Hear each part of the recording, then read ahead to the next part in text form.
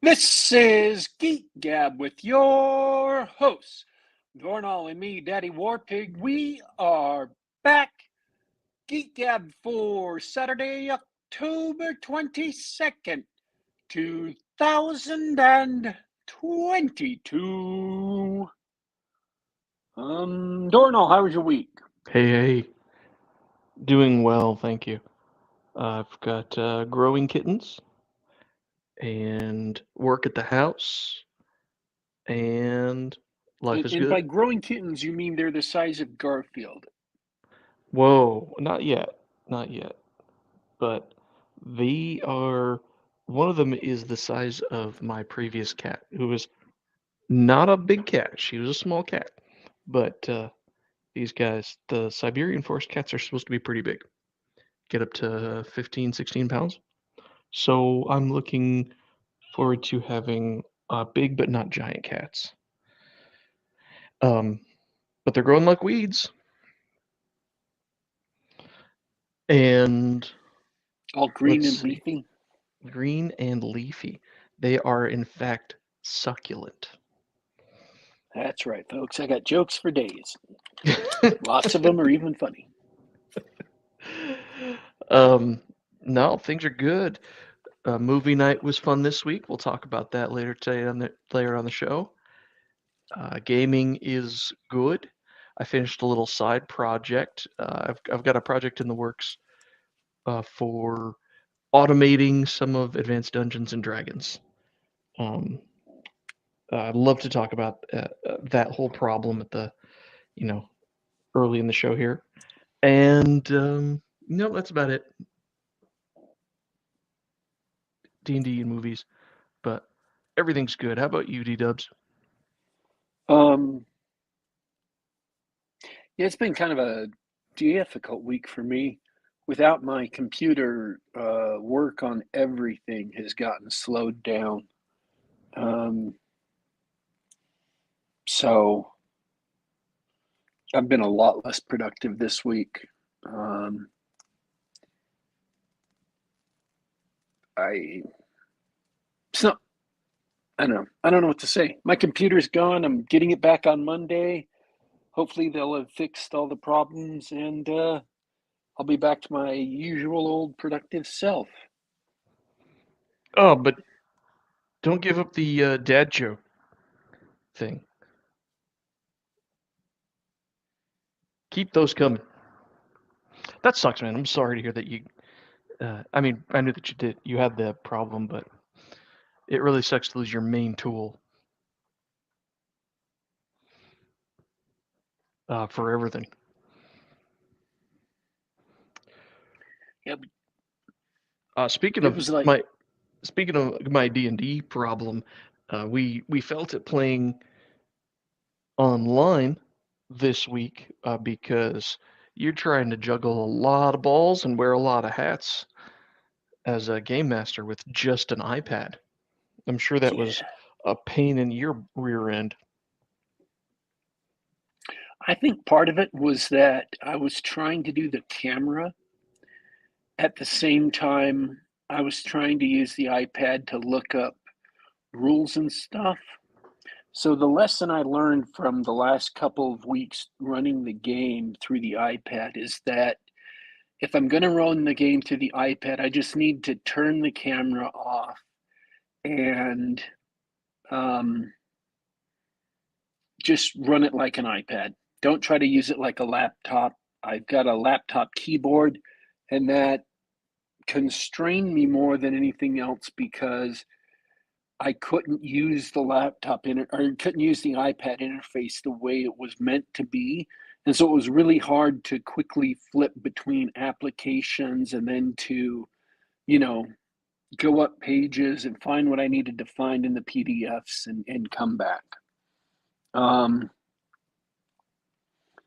it would also have been easier if I had been able to, uh, spend money on physical rule books, and I hope to be able to do that sometime next year.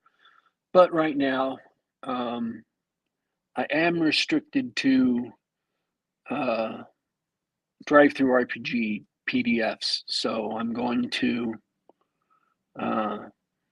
if I have to run this again on the iPad, I'm just going to use it like an iPad in my lap and forget about the camera.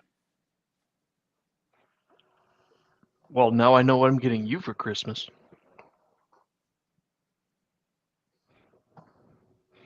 The print on demand stuff for the old books is okay. I have a couple of players' handbooks. The downside is that when you go through the regular, the official purchases like Drive Through RPG, the only one that's in print is the special edition books that WotC put out when Gygax passed away. So they reprinted the first edition books, and all the information's there. And so you don't get the original covers, without paying collector prices. And original first edition books are very pricey now because people are sick of WotC's garbage and they're continuing to play the old stuff. But the print on demand stuff, perfectly adequate. Though I've been told their scans aren't good. I don't know about that. I've been using scans for my project, and the scans of the premium copies, they're really readable. Most of the old scans are poor quality and a little hard to read, in my I haven't had experience. a problem reading the PDFs I bought. So I'm not Cool. saying they're great, you know, but I've never had a problem looking up rules on them, which is kind of my standard for did this waste money? Am I mad enough to complain on a review? Yep. Um, it strikes me though. I think I've discovered, or at least I believe I've discovered a problem with the rules as written, old school Bro SR style gaming in first edition, which is the the first edition rules were conceived and written very much in a time of the hobbyist gamer. And even though um, the tools are there to be used at the table in an ad hoc manner to generate wondrous adventures, there's a little bit of time involved. And there are some things that have extra details where the game master is just going to have to hand wave, or okay, we'll take care of that later, that sort of thing. And so even to use the tools to generate a game, which AD&D does beautifully, you have to commit a lot of time, especially on multiple tables upon tables of rolling. It's not really a complaint because it's fun. Like rolling all those dice and generating a treasure hoard or something like that. That's a lot of fun. Or generating a dungeon randomly, whether it's at the table or anyway, it's a lot of fun, but it's time consuming. Um, and as a hobbyist, that's fine. If you set aside X number of hours a week to play your game, and you're the game master and you like building that stuff, then you're going to do that. But I can't help but think that uh, automating that stuff would help smooth things over at the table, which is strange. You might be thinking, I hope you'd be thinking, but what are you talking about? Computers have been at the gaming table for years, decades now. Yet I I haven't found anything beyond a simple treasure, not simple treasure, but a treasure generator there are treasure generators, map generators, dungeon generators, all these sorts of things. But nobody's actually implemented, for whatever reason, maybe legal reasons, nobody seems to have implemented the AD&D generators. Isn't that strange? Yes. I I mean, maybe that's just the internet being dead and Google being down, but anybody who has written um, any sort of program or generators or scripts for first edition, they're not advertising. I know they're around. I bet if I find some grognard IRC server somewhere, I can get someone's old scripts or whatever. Um, so I've decided to spend my hobby time instead of putting together a game. I've been putting together some scripts that'll help out because I encountered this problem when I was managing a domain as if I had a name level character, and I was doing monthly encounters and copying the Macho Mandalf uh, procedure generated a standard random encounter, right? A whole camp full of brigands. When you have to generate the treasure and possible magical items for a 150, 200 soldiers with all of the high level captains and lieutenants and sergeants that go along with it, that's an hour or so of just rolling on dice and recording what items they have, just so that you can resolve this one encounter. Maybe, I mean, obviously, this is something that you can speed up uh, with time and experience. But let's be honest, I'm a programmer. That's how I make my living. So I'm spending my hobby time scripting some of that up. So I think that's going to be a ton of help to anybody who wants to do sort of on the fly adventuring, right? If you've got 3-4 hours in a game session and this is your only gaming time this week, you really do want to just you don't want to take an extra 30 minutes to get a treasure hoard, right? Just boom, give me the numbers, that sort of thing. So I'm going to keep building on it, but I do have the ability to generate first edition treasure hoards right out of the monster manual. Those different treasure types for monsters. So we'll see how that goes. But it's already saved us a ton of time and headache in our Trollopolis games. Um, so anyway, I'm not ready to give it up yet, but that's what I've been up to. It's actually been really enjoyable way to spend some of my free time, and what we've already benefited from it in game. But I just want to repeat, it's weird that you can find a million AD&D treasure generators online. None of them seem to exactly follow the generation rules in the book. The closest one is famous dungeon.bin.sh. If all you need is simple treasure hoards, they're fine. That place will do fine. Um, it doesn't do some of the other. It doesn't do some of the other uh, tricks like modifying gem values and that sort of thing. But so it's not perfect. It's not a perfect correlation to the AD&D rules, but it's probably close enough for your table. Anyway, that's all I got. Some of those rules are like insanely involved.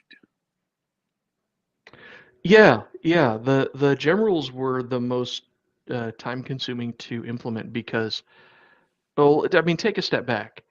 If you look at the treasure tables and like the list of magical weapons, real simple, right? You just roll the dice and write down what magic weapon it is.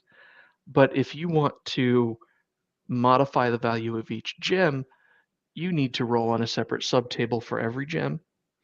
And depending on what you roll, you either increase or decrease the value or leave the value alone. And sometimes you re-roll on the table. So that's not something that you can just do in a text file, right? You actually have to script that interaction because it's a recursive um, function. So yeah, there's a few things in there where it copy paste a bunch of data, generate so that I can generate a random item, and then skim the rules and find out, oh, there's these 3 special cases here. Okay, make sure those special cases are going to be handled by the script. And most if not all generators either don't do those other little things, or they don't actually use the treasure tables from the Dungeon Master's Guide. That second part might just be a copyright thing, but it's still, people have sort of added their own thing to it, and for a bunch of people who want to try to play rules as written, that's not good enough.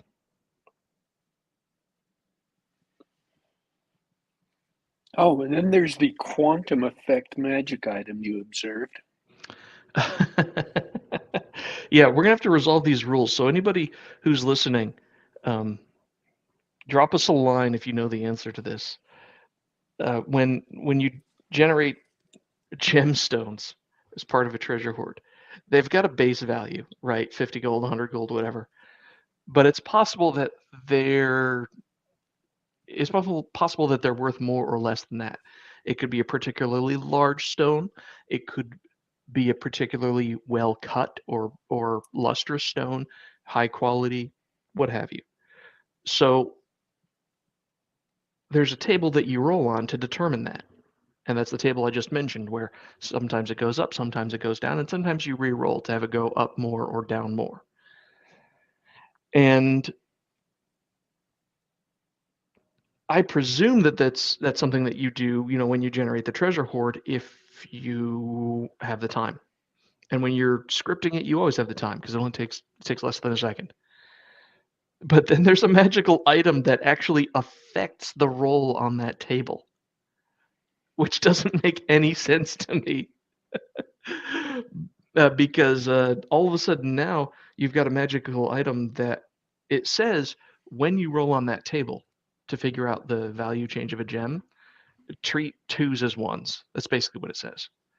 It just makes it slightly more valuable, which doesn't make any sense because by the time you've put the gem in contact with this magical item, you know what the value is, right? Because in my mind, the value of the gem represents size and quality, right? A bigger diamond is worth more than a smaller diamond. A diamond is worth more than a opal, right? I can't figure out how this thing makes sense.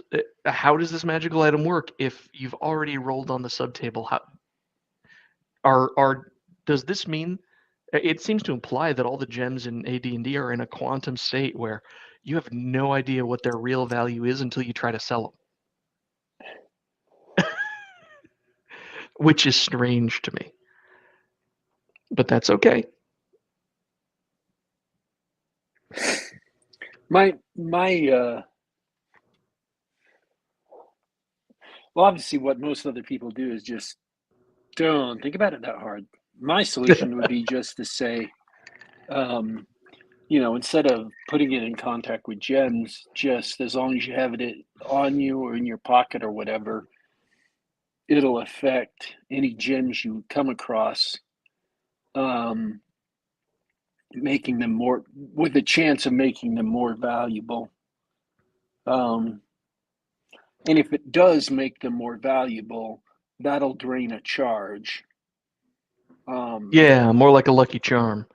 yeah, exactly. And if it doesn't, then it won't drain a charge. Now, that's not quite in the key spirit of what the gem actually does, because the gem says, the description of the magic item says, if you use this, whether or not it works, it drains a charge. Oh no, that's perfectly within the spirit of that item. That's a really good way to handle it. Instead of trying to figure out this quantum state of gems, just say, hey, if the person found the gems has the magical charm, the lucky charm in their possession, boom, increases it. That's brilliant. That's a good way to handle it at the table. Um, but But again, most now, people, go ahead. well, now it occurs to me that that would be a good excuse for me to add that capability to the gem creation script. Anyway, So, yeah, most people I would suspect just didn't think about it that hard. They didn't it's care. my it's my number two thing to knock off of the random magic item table.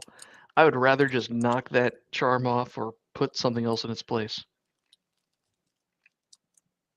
What would be your number one then? Well, as it so happens, when I implemented the treasure generator, I knocked artifact or relic off the list. Oh I, yeah, I that looked at that. that I looked at that whole subsection, and I said, you know what? I'm not going to deal with that. That's something for an individual dungeon master to add to their game. that absolutely should not be on a random treasure list at all. It just artifacts or relics are not random treasure.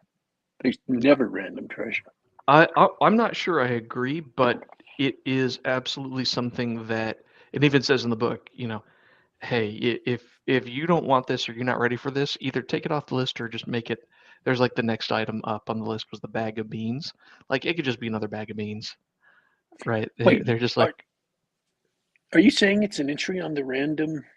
it absolutely is. Artifact or relic is there's a 1% chance on the first miscellaneous items table, and there's a note that just says, "Yep, if you don't want artifacts or relics to be random magical items, just put something in its place or consider it the next item on the list, which is bag of beans." That's it. It's there if you want it, and we understand because most people are feel the same way you do. Most people are like, no, that's something I want to deliberately include in my game. Uh, so, All but right, it is I'm there. cool. It I'm is there. cool with Rules is that. written. It is there. Rules is Actually, written. I'm okay. I'm cool with that because you can just choose not to do it. Or I mean, you hit that, you can choose. Oh, okay. I'll just re-roll that. I'll just re-roll that result, and everything's okay. Hmm. Um, Well, in my case, I just took it off the table because I wasn't going to randomize an artifact or a relic. Uh, that said, I could put it back in and just have a parenthetical that says or bag of beans or roll it yourself. Um, I don't think most people are going to miss the artifact table. But yeah, now I that I think about it, that'd be actually, rad. because they have so many powers and drawbacks that the DM just picks for themselves.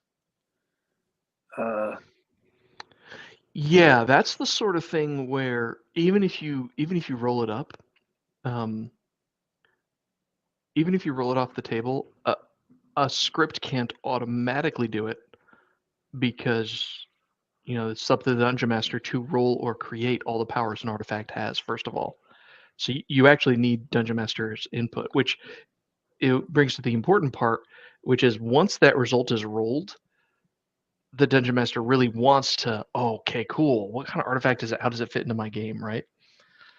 That's the sort of thing that you want to happen in the DM's hobby time, in between sessions when he's creating stuff.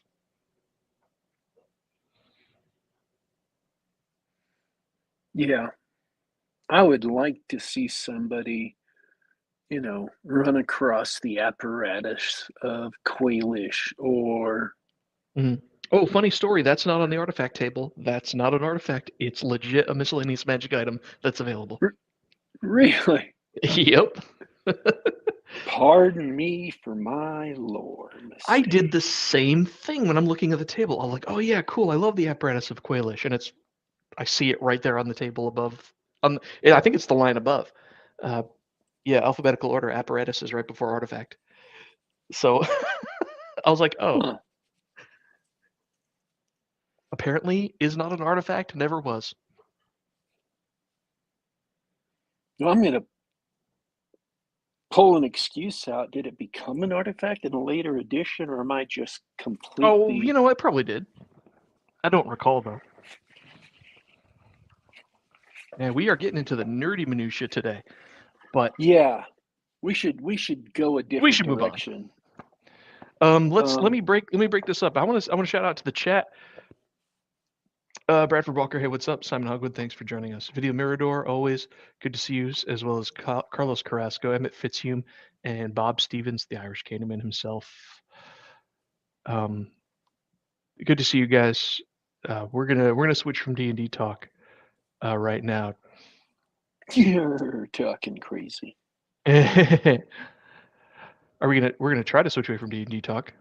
No, that's okay. We should. Hey, I thought that's all we were going. If you had something to talk about, by all means.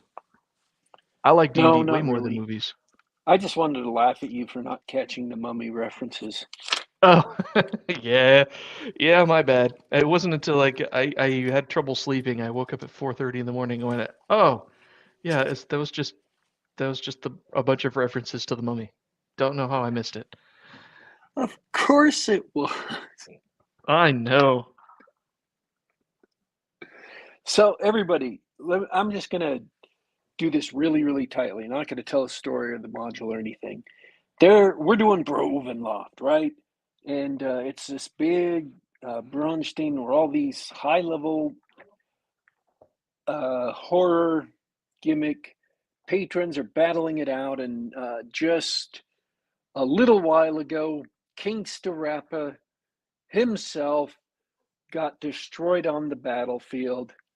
And he was dead, and lots of people were filled with sorrow about this. So when we were pressed to come up with a module,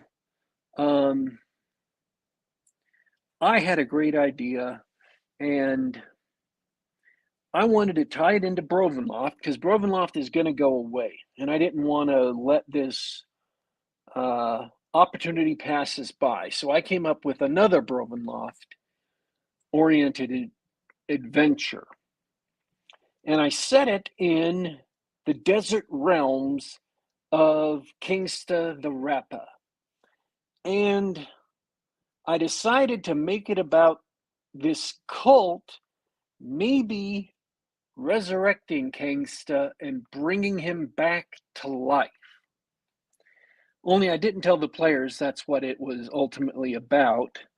And since we had Twin Peaks in one part of Brovenloft, and I had snuck in a 2000. So Twin Peaks was in like 1991. That was the year, right? In Twin Peaks. 94, right? Or no, that was 91. Yeah.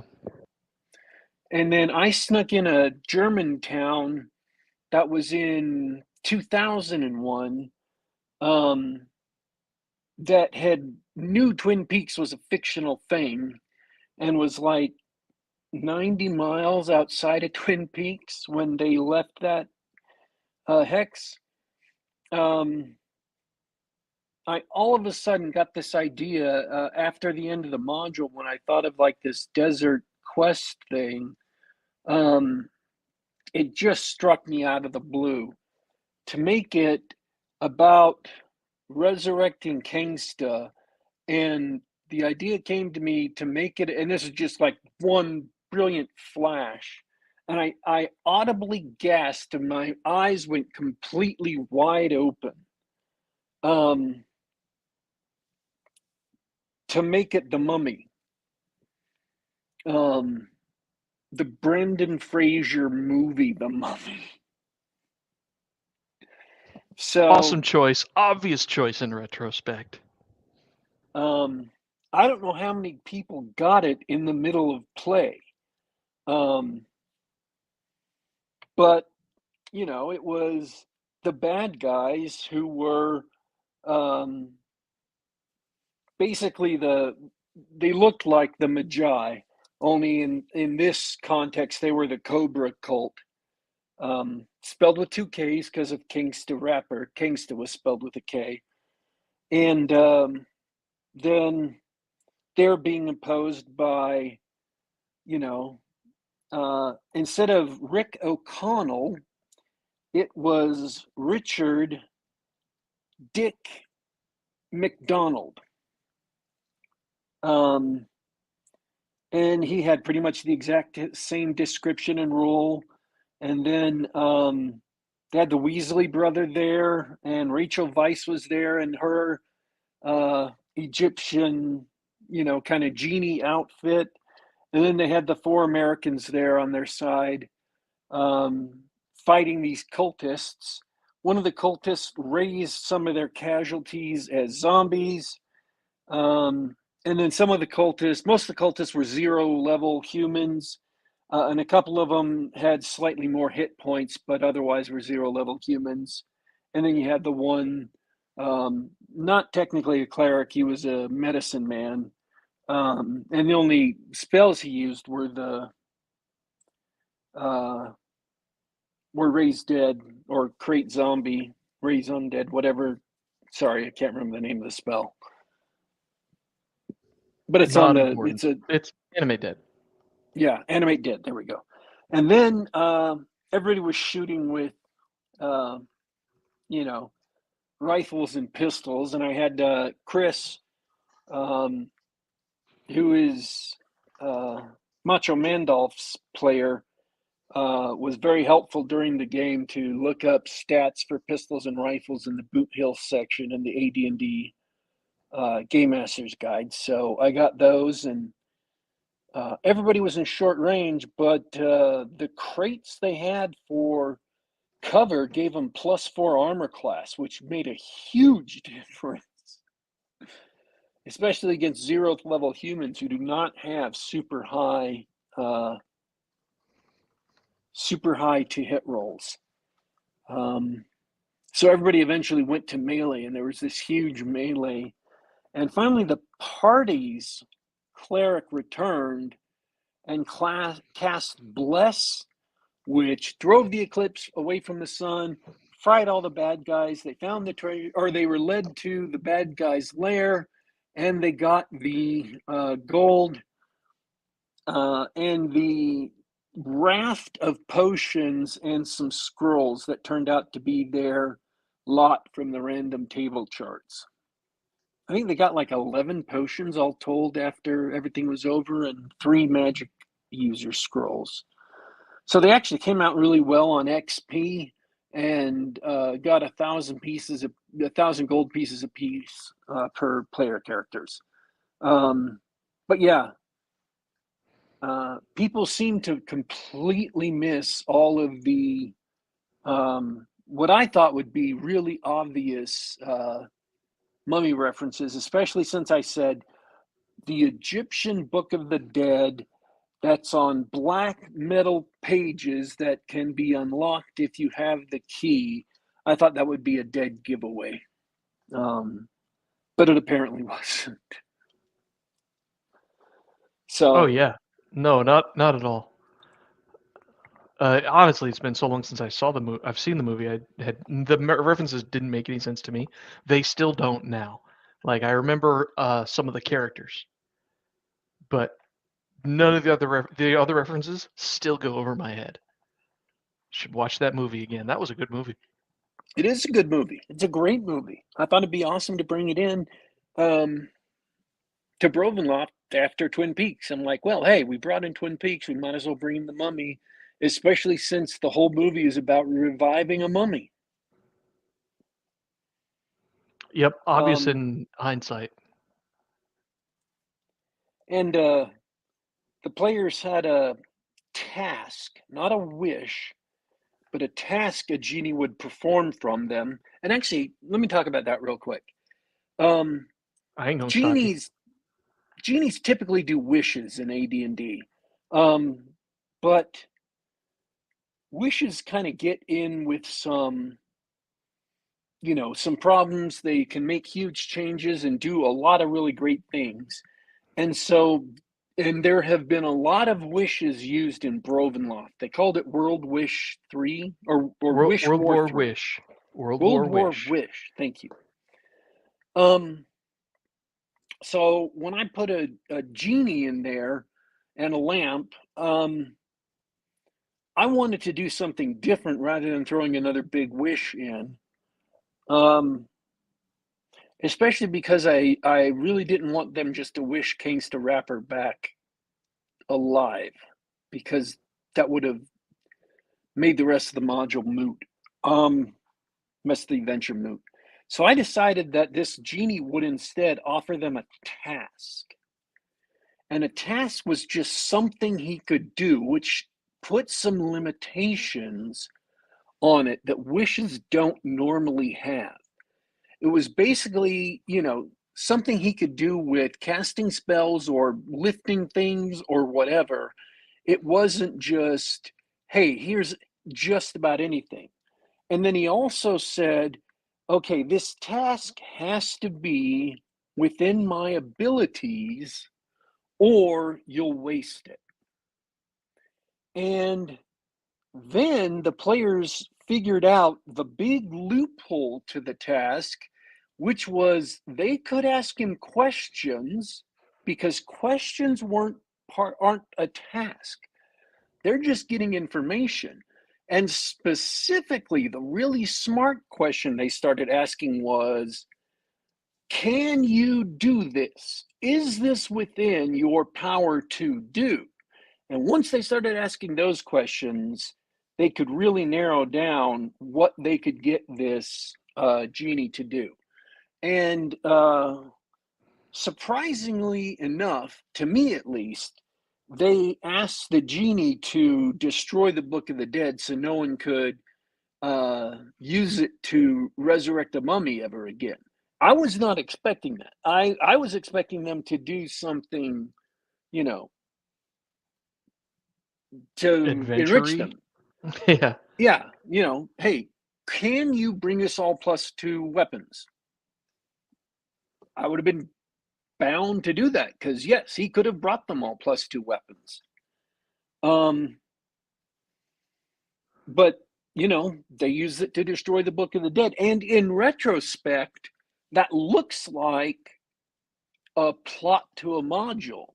That looks like, oh, the game master gave us this task so we could use it to destroy the book, but it wasn't. That was just the choice of the players. And it completely surprised me. It was like, wow, yeah, you totally can ask him that. So these are just the things that players do to surprise me, and shock me sometimes. In fact, I gave out 100 XP for a really surprising idea that Dornall came up with. Do you want to tell them what that was? Not really. No, really? Okay. Oh, it's just something that you didn't think of searching. What made it clever was the genie. We asked the genie to describe all the contents of his location so that we would know where all the treasure was. And and it occurred to me that if there's a trap door under the floor, there's a treasure hoard or a dungeon there. He wouldn't have been obligated to tell us. So I searched there, and that's what made that surprising. Well, Is that it aha? was I thought of something that the genie would not have been obligated to tell us about. Let me investigate that. it was surprising to me because they were on sand, they were on dunes, and they were in a pavilion. So the pavilion had a big carpet laid down on top of the sand. Um, and that was because that's how you get a floor when you're in an open pavilion, because it's not a modern tent which has floors sewn on. Um, and him asking, hey, is there maybe, a trap door or stairs or something going down? And it was blinding me because I'm like, oh yeah, somebody could legitimately actually have done that, and I didn't even consider that to discard it. It just never occurred to me. And I like handing out bonus XP for ideas that completely blindside me. If I haven't even thought of an idea at all, and especially if the idea is really clever, not really stupid, I will give out a little bit of extra XP for that. That's Appreciate it. in this case, it was 100 XP. I thought that was, it's worth being recognized. So, yeah. but that was the module. I threw in a bunch of references to the Mummy because it was in theme with Gangsta Rapper's domain. They just had a little bit of Earth Cairo, and a small dusty town where the fight took place. Um, and yeah, so Cool. I'm. What was the point? There was a DM point to that. I can't remember what the point of. Oh, tasks. The point as a DM is, um, you can choose to do things a little bit differently. Instead of having the monsters do everything exactly the same, you can choose to make them a little bit different. So instead of instead of a genie handing out wishes, um, you can choose to define it a little bit differently and have him hand out tasks, things he can physically do, or things he can do as if he could cast any magic spell. Um, and players, you know, give him some limitations. Like one of the limitations he had to work around is this is in Brovenloft. Brovenloft is ruled by the mists of Brovenloft. And so one of the tasks, one of the things he couldn't do was bring Kangs the Rapper back to life directly. He just couldn't do that because that was the will of the mists. The cultists could do that because they had the Book of the Dead, and maybe the players could have done that if they had used the Book of the Dead, but they would have had to have brought wholly different characters along on the adventure. They would have had to brought the evil party along. I do regret having the paladin as my only playable character there. So, um, so one of his restrictions that he told the party is, I can't defy the will of the mists, which applied to a couple of other things too. They wanted him to take all of them back home, and because the mists had brought them all together, and then tried to kill them twice. I don't think the party noticed that. Um, the mists set them within, just a short walking distance of an insta-death trap, or close to insta-death trap. And then when they found civilization and walked towards it, the very first thing that happened in civilization was a huge, nasty gunfight breaking out. So the mists tried to kill them twice. I don't know why it brought us all that way just to try and kill us.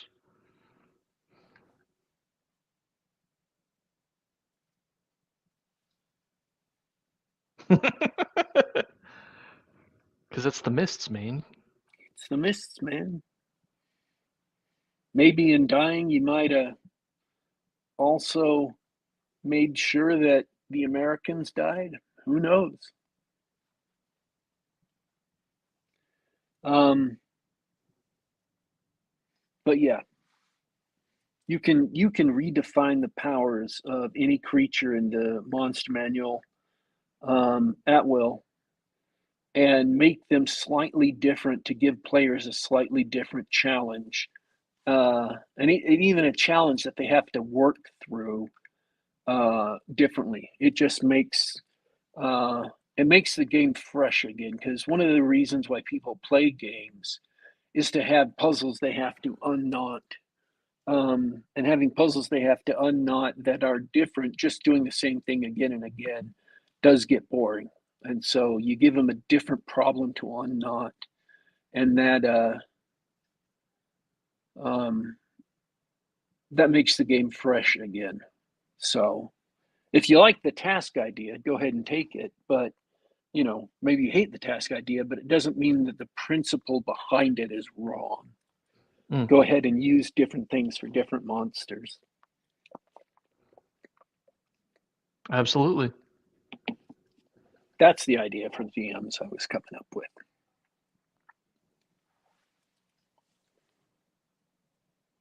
Oh yeah, we even lost a player character to the insta kill death trap, but uh, he risked fate. He tempted fate because everybody knew it was an insta kill trap, and he decided to tempt tempt fate on that. It's always one. Had to give it a go. Yep.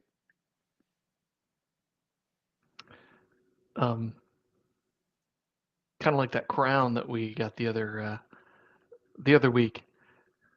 Perfectly fine piece of treasure, but don't try and wear it, I or told it'll him kill it you. was gonna kill him. Yeah.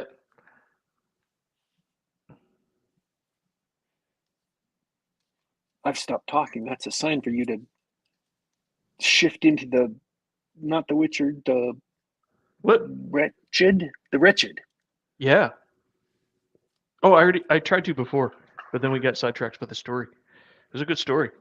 Yeah, movie night this week for Halloween, the October season. We watched a 2019 film called The Wretched. Kind of a, it's supposed to be a horror movie, modern. Um, I don't want to say ghost story. It's a witch story. Uh, so it came out in 2019, so I think it actually saw theaters before everything got crazy. But I hadn't heard of it. It got a little bit of buzz lately online by whoever pays for buzz to be created these days. So we sat down and watched it, and I was pleasantly surprised to be treated by a well-paced, by the numbers kind of thriller. The setup is a teenager. Oh, I think he's supposed to be 16, 17. Is visiting his dad in a sleepy seaside town. Uh, with the divorce of his parents imminent, um, he comes out for a visit for the summer and discovers that there is a witch who is in the village who eats children and pretends to be people in the village to get its victims. And I will say it's not very scary, but I will say it's very well paced and intense.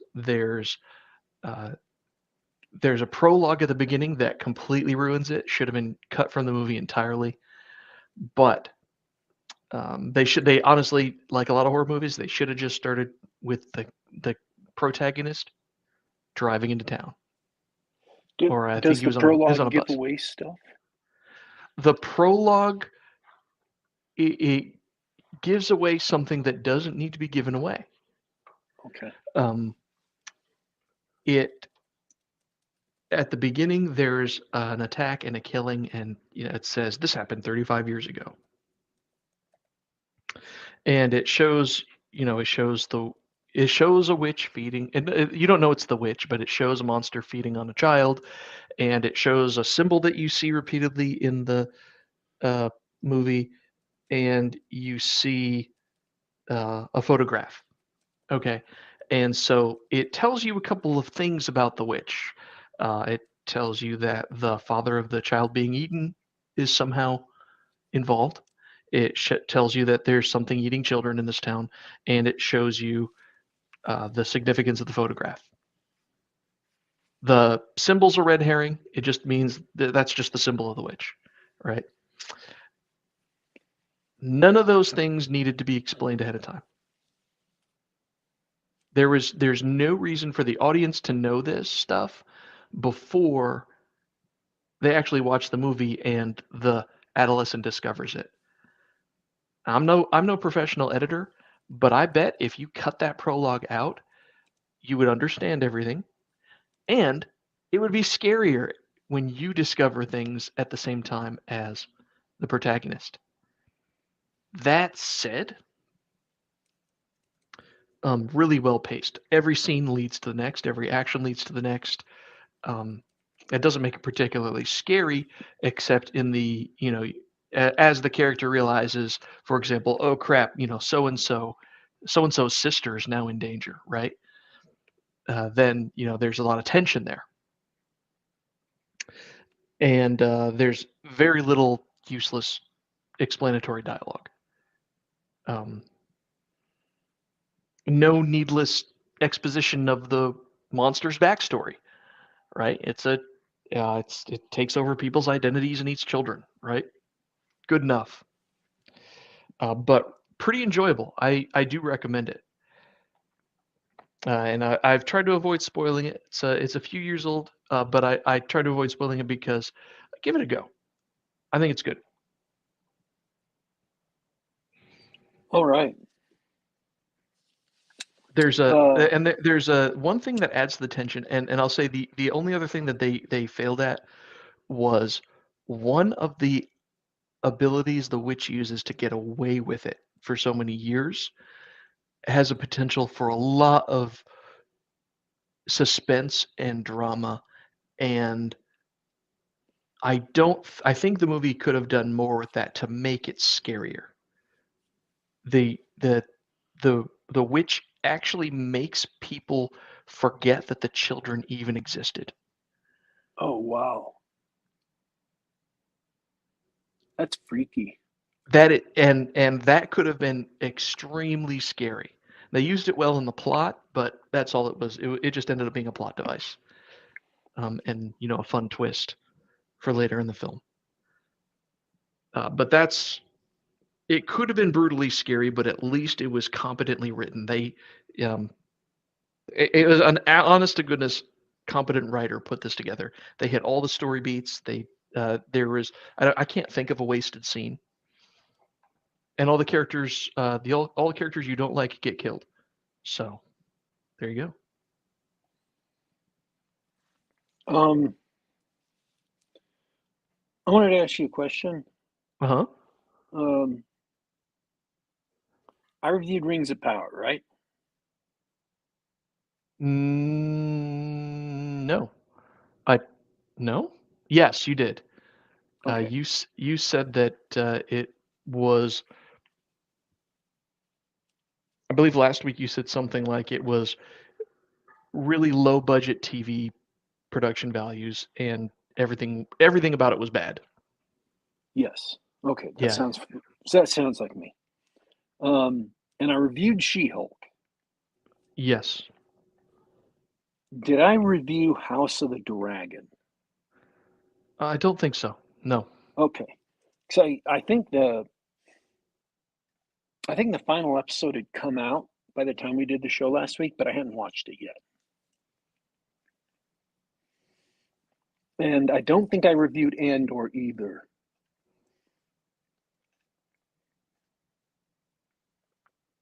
Did I? No. Okay.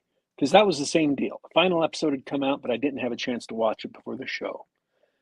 And I know I didn't review Adam Project because I just watched that this week. So, Adam Project was good, not great. It was a lot of fun. Um, but then again, Deadpool always is. Oh, wait. Um, Yeah, that Ryan Reynolds guy, he makes fun movies that are solidly mediocre. um, this I hope Ryan I'm getting Reynolds the doesn't listen to the feeling. show. I'm getting the feeling that a lot of streaming movies are just movies that should have been kept in production, like at the script stage, for another 6 to 8 months.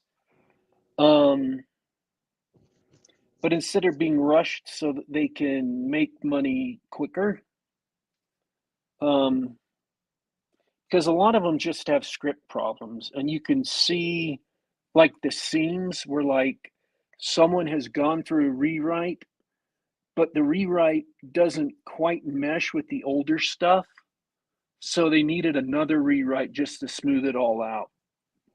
And don't get me wrong, Adam Project is fun.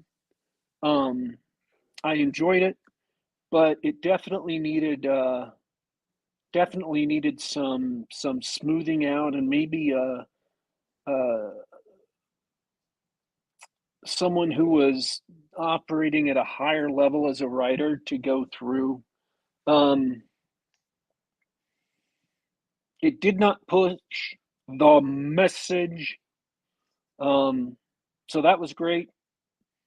It was just meant to entertain you.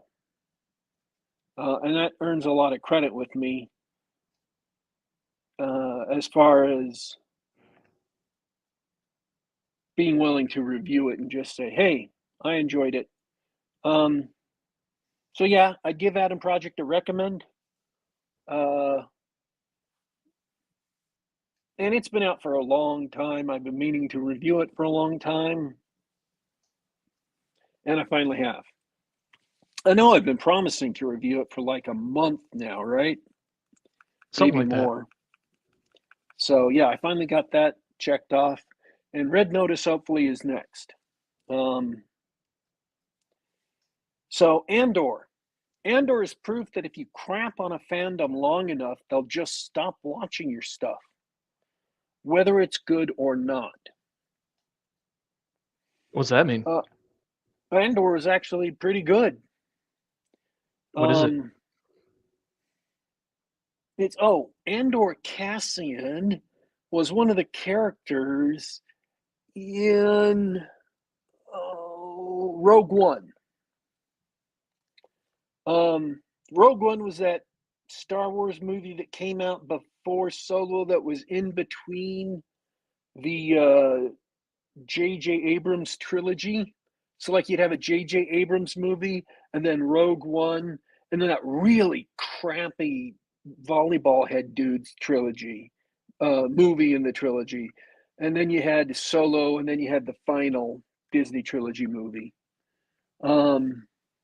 Yeah, Ender was the male lead. He was the like dude who was the hardcore assassin who was cold-hearted and stuff. He killed somebody to keep the rebellion thing secret right in the beginning of the movie. You never saw the movie, did you? Rogue One? I did. I recall that scene. I don't recall anything about the character or his actor.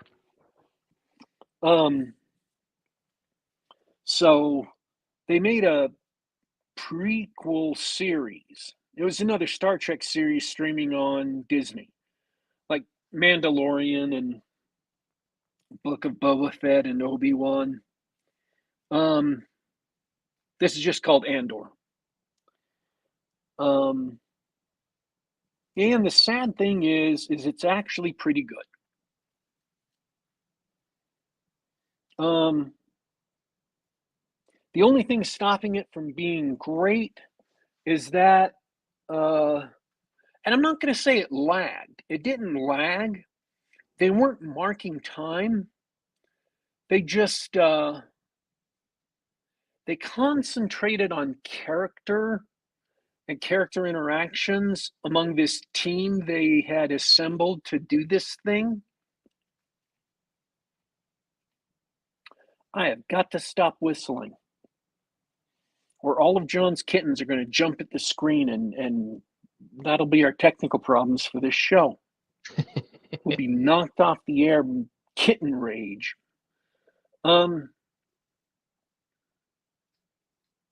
Which I don't think is quite the right thing for Star Wars. I think Star Wars Kitten should be a Rage? little No. bit, it should be a little bit faster paced than this show was. But it was still a good show. Good characters, um, an interesting plot line, good actors who, for the most part, did a good job. Um, and again, know the message.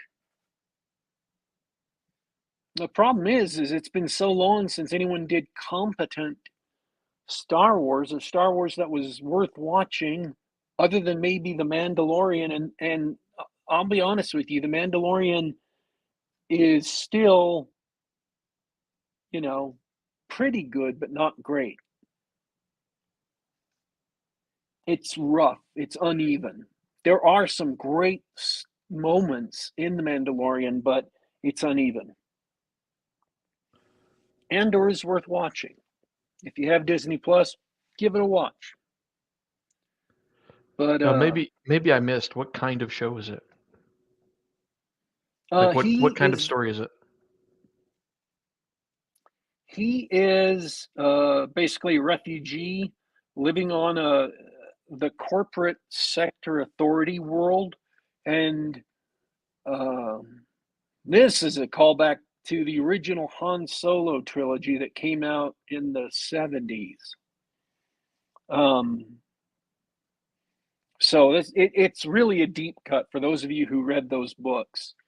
The ESPOs, the security police, are in charge of this sector of space. If you haven't read the books, I can't take the time to explain them all to you. Just know that there's this sector of space in the Star Wars galaxy. How have I given myself a lisp today? What's going on? My tongue is paralyzed. Good grief. It's biological, technological difficulties. And this, you can go ahead and toss up Bradford Walker's quote. That's a good one. Ender reminds me a lot of playing West End games, D6 Star Wars, when no one played a Force user. That doesn't tell me what type of show is it. It is, he's a refugee on this world who has turned to petty crime as well as, or not so petty crime, as well as working in this shipyard stripping, this starship stripping yard for the corporation that runs this sector of space. And because of some things that happen, he gets a sentence put on his head in this sector of space, and then gets offered a chance to get out by an agent working for the rebellion. And that is to break into a Imperial base and steal their payroll. So it's a heist movie. The whole season? Yes. Except you that, said like, it was a show. The first 3 episodes deal with him and where he came from and what goes on this planet to get him to get this, suspicious loner criminal involved with the rebellion, and how he actually turns out to be exactly who these rebels need, even though he's like, not a he's not a believer. He doesn't believe in believing, and he's not a cause man. He doesn't believe in causes. So he's the last person you would expect to join the rebellion. But he's offered pay, and he's offered a way out of, getting caught and executed by the corporation. And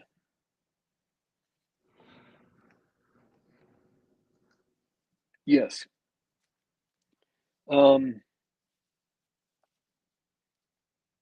so, and it all ends up, all of this intrigue and all of these things end up in the last episode of the season with him going and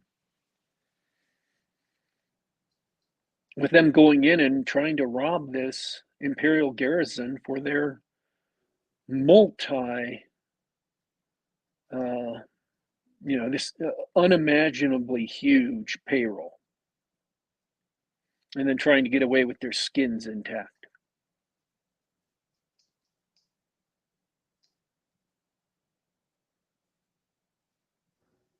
How many how many hours is this season? Because I'm going to follow up with.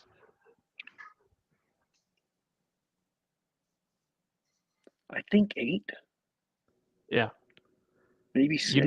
The way you laid it out, it sounds like it should have been a 90-minute movie. Oh no, if it was a 90-minute movie, it would have been Solo. You mean Solo the movie? Yeah, which just wasn't very good. Because they would But you have don't need tried to. you don't need 8 hours to tell a heist movie either. Well, you asked me what is it? What is the show about? The show's about a heist. That's like the spine of it. But that's not everything that's in the show. You wanted me to give you a summary, and I gave you a summary. And then you say, well, if that's everything to it, no, that's the summary, man. Okay.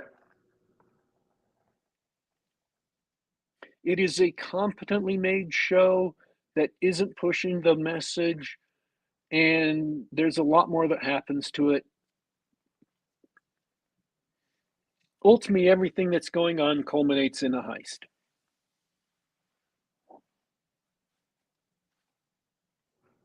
Cool. Well, I have access to a Disney Plus. Maybe I'll put myself through an episode or two.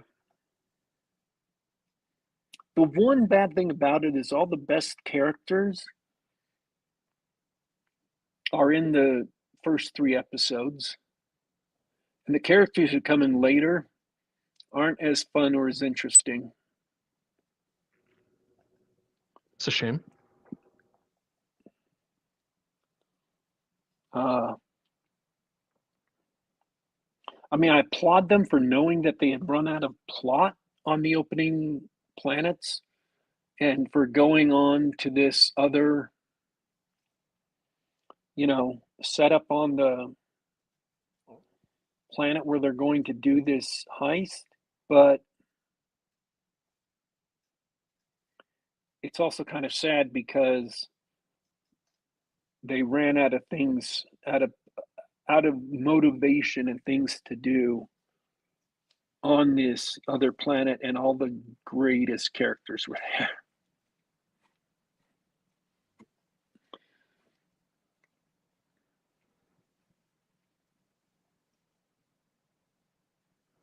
I will say that if it is 8 hours long, you could probably have cut it down to 6 and not missed much.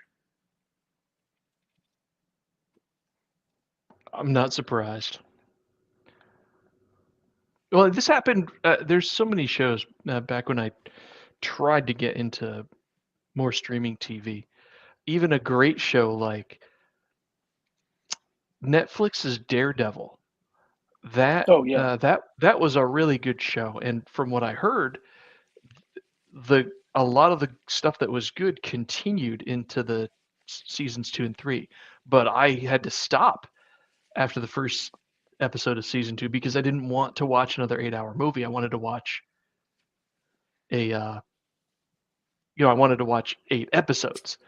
And Man in the High Castle did the same thing.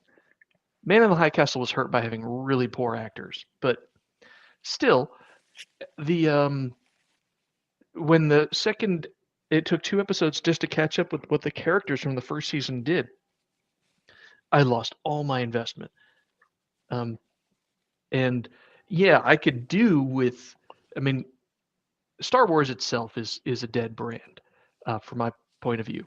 But everybody could do with a pulpy Star Wars style adventure, like one episode a week.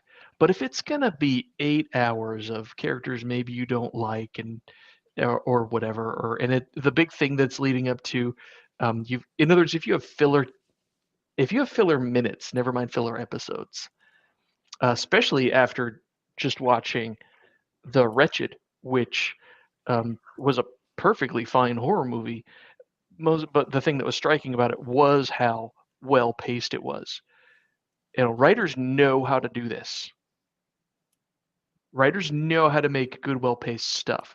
But for some reason, whatever crap gets put out on these streaming services is not written by these people. Um, I don't have the patience for it. And if I may be a little bit of a curmudgeon, neither should you or anybody else. It's bullshit. But yeah, I would love to get a little more Star Wars style action, on my TV screen or in my what's it called, entertainment time. That sounds great. Um, Even for this being a good show, I don't trust the people putting these things together to do that. But based on your recommendation, maybe watching the first episode would give me an idea whether they did it. Man, I'm real cranky. When anyone says Disney, I just get angry. Oh Oh yeah, well. and Andor opened up. It didn't even crack the top 10 on its first episode, and I think they released all three episodes, all three of the first episodes at once. So it was 6 weeks because they released three episodes on the first week. Um, and yeah, it has never cracked the top 10. Uh, Disney has so, uh, and by Disney I mean Kathleen Kennedy, has so soiled the Star Wars name that it's just useless. It no longer means anything, and audiences just don't care anymore.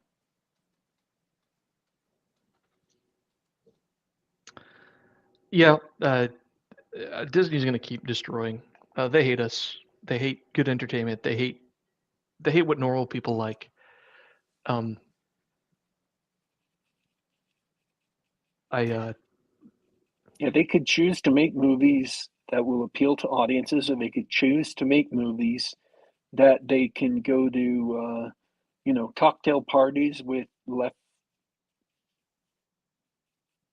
other people who believe the same things as they do and get accolades there. Um, and they chose the second. It's not very good. Um, Speaking of not very good, House of the Dragon. oh boy, there's another there's another property by people who hate you. Tell me more. House of the Dragon is not as bad as Rings of Power.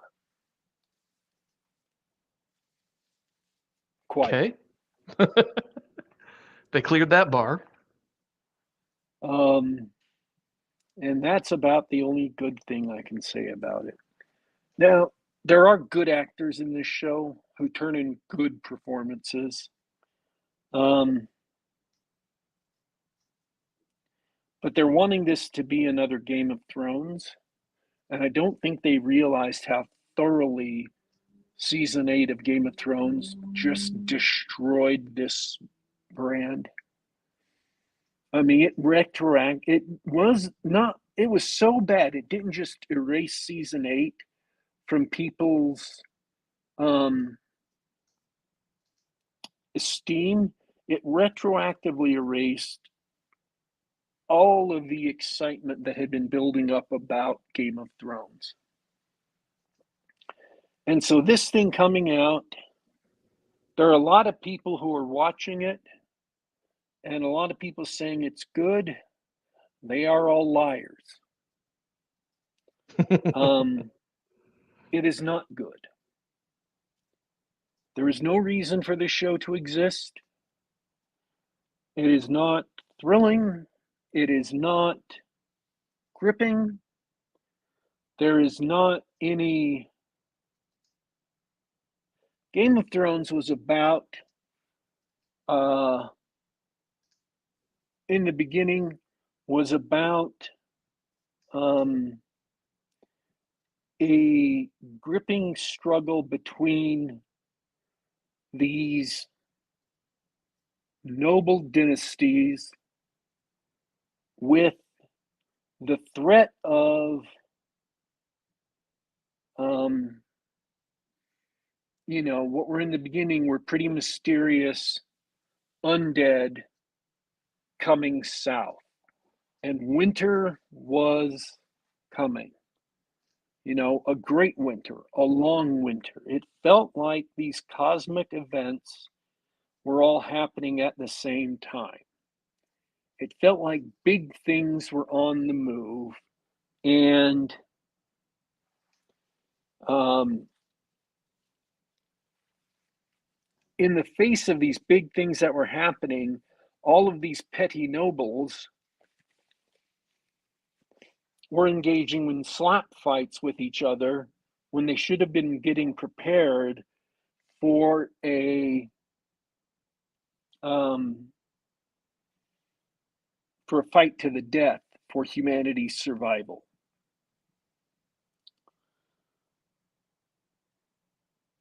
Now,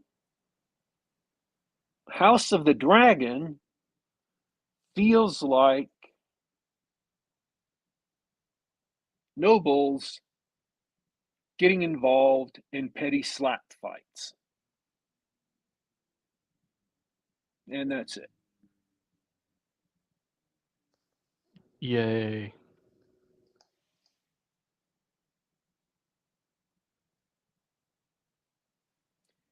It's just about two childhood friends, one of whom marries the other's father, and who's going to be king after he dies.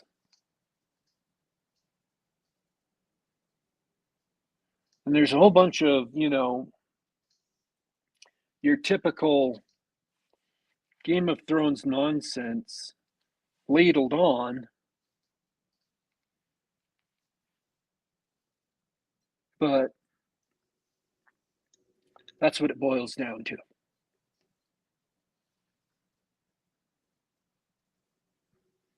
So there's no And weight.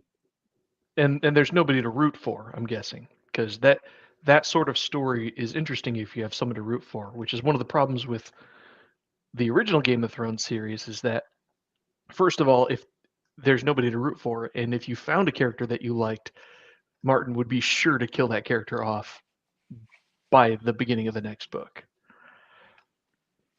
which was sort of his calling card. So you don't even have the ingredients of an interesting story about nobles and war and succession, just like the Game of Thrones show itself. Yeah, is really no one to root for because um, the king's daughter, the princess, uh, her kids are quite obviously um, fathered out of wedlock, not by her husband. And so, you know, rooting for them to become king is really complicated because they're really not uh, legitimate. And then she goes and marries her uncle because, Game of Thrones. Um, and the other lady, who is a genuinely good hearted lady mostly, who they pull a Rorschach with. And, Rorschach was the only person committed to justice who wouldn't compromise his He's the only one with morals. any integrity. Yeah, he's the only one with any integrity. Um, and so Alan Moore made him as disgusting as possible so that people wouldn't like him and wouldn't root for him. The George R. R. Martin tried to make her, tried to sully her and disparage her and bring her down so she seemed disgusting. Just so, especially in the last episode of the show, it's just revolting. I cannot recommend this show at all on any level. Um,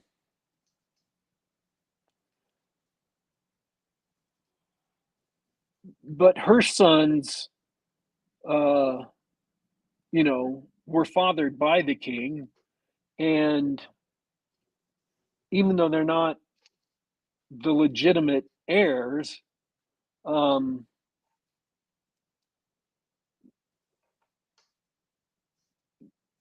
they have more of a claim to the throne than the sons of the princess. But they're both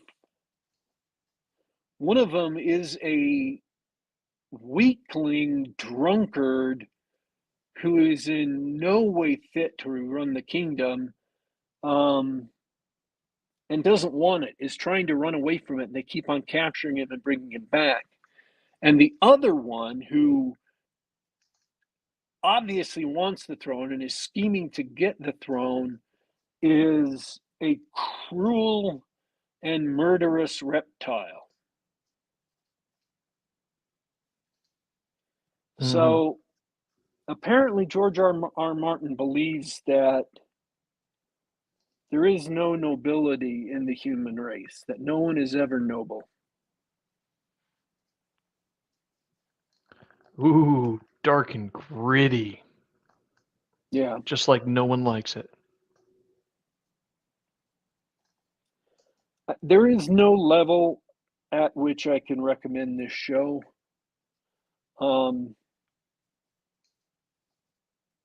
There is nothing you can get by watching the show that you cannot get by watching something else.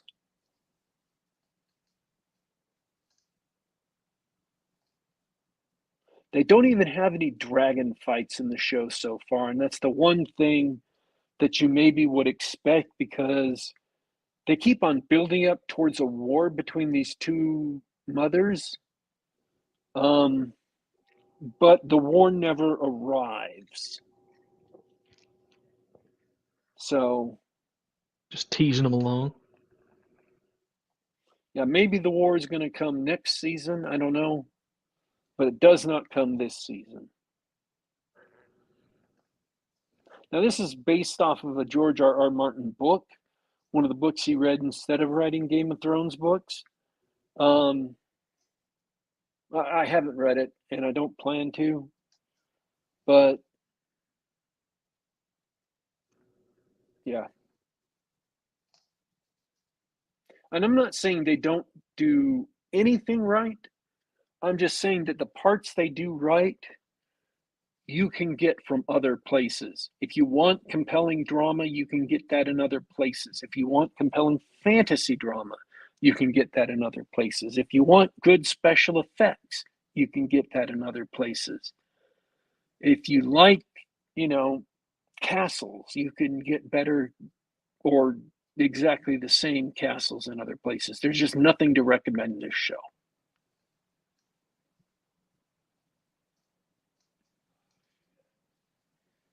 So when are you going to stop watching garbage, DW?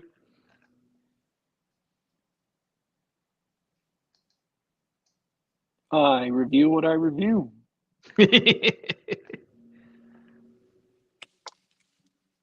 I just, that's my job, to review stuff.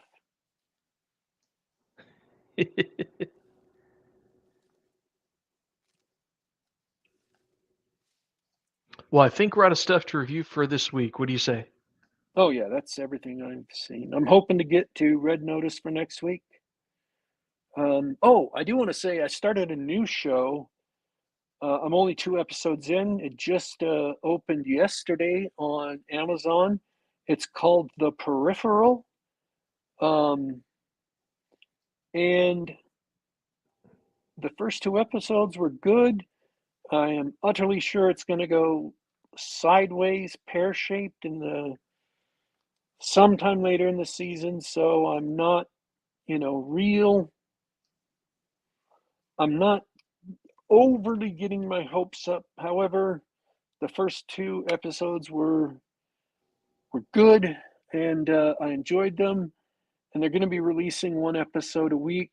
So I'm looking forward to continuing on with the show and seeing when it blows up and what happens when it blows up. It's based on um, an all things William Gibson novel. Um,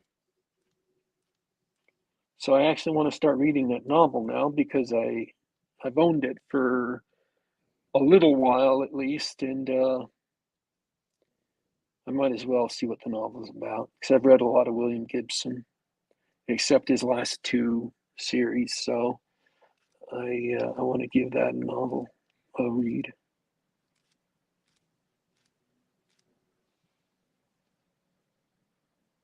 Looking forward to that. I got distracted by a kitten.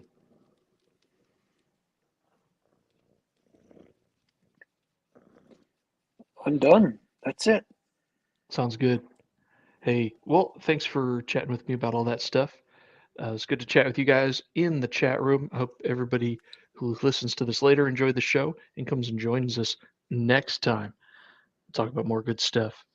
Uh, but that's it for me this week. Really appreciate the show. Daddy Warpig, take it away. We want to thank everyone who listened live and jumped in the chat. Always a great conversation in there. We want to thank everyone who listened later. Once again, this is Geek Gab. We're available on youtube.com/Geek Gab. That's youtube.com/Geek Gab. Just about every Saturday at the same time, 2 p.m. Eastern, 11 a.m. Pacific. We are also available on the Google Play Store, on SoundCloud.com, and on the Apple iTunes Store. You can check us out. Just do a search for Geek Gab, and we will be there. We are signing out for today, but don't you worry, don't you fret. We will be back.